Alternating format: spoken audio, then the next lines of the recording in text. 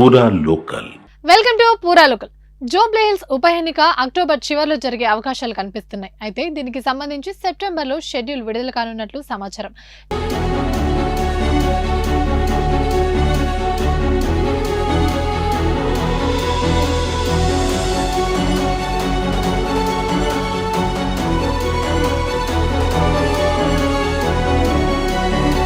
Jubilee hills BRS MLA Maganti Gopinath ఆకస్మిక మరణంతో ఇక్కడ ఉప ఎన్నిక అనివార్యమైంది. ఈ నేపథ్యంలో అక్టోబర్లో ఎన్నికలు జరగనుండగా అన్ని ఏర్పాట్లు చేయాలని కేంద్ర ఎన్నికల సంఘం నుండి రాష్ట్ర ఎన్నికల సంఘానికి ఆదేశాలు కూడా అందాయి.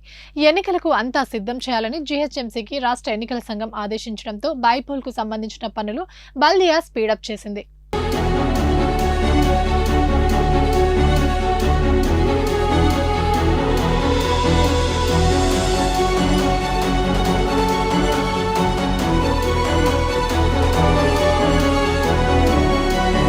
ఉప ఎన్నిక షెడ్యూల్ విడుదలైన తర్వాత నామినేషన్ల చివరి రోజు వరకు ఫామ్ 6 ద్వారా కొత్త ఓటర్లను నమోదు చేస్తారు.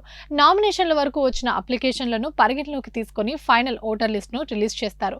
జూబ్లీ హిల్స్ నియోజకవర్గంలో మొత్తం 3,89,954 ఓటర్లుండగా ఉప ఎన్నిక నాటికి ఈ సంఖ్య మరింత పెరిగే అవకాశం ఉంది.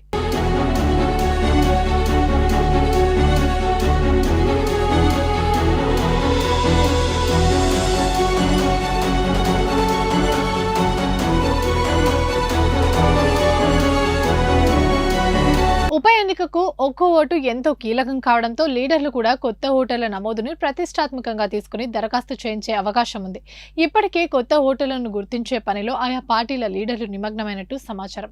ఉప ఎన్నికకు సంబంధించి ఈవీఎంల లభ్యత, భద్రతపై కూడా కేంద్ర ఎన్నికల సంఘం ఆరా తీసింది. బైపోల్ కు 500 ఈవీఎంలు అవసరముండగా జీహెచ్ఎంసీ 1000 వరకు ఈవీఎంలను సిద్ధంగా ఉంచింది. ఇక భద్రత కోసం రాష్ట్ర పోలీసులతో పాటు కేంద్ర బలగాలను వినియోగించుకోనున్నారు. పోలింగ్, కౌంటింగ్ కు 1500 మంది స్టాఫ్ అవసరమవుతుందని అంచనా వేస్తున్నారు. ఈ ప్రక్రియ కూడా ఇప్పటికే ప్రారంభించారు. మొత్తానికి ఉప ఎన్నిక ఎప్పుడు వచ్చినా జీహెచ్ఎంసీ రెడీగానే ఉన్నట్టు తెలుస్తోంది. ఇవి ఇప్పటివరకు అప్డేట్స్. మరిన్ని అప్డేట్స్ కోసం చూస్తూనే ఉండండి పూరా లోకల్.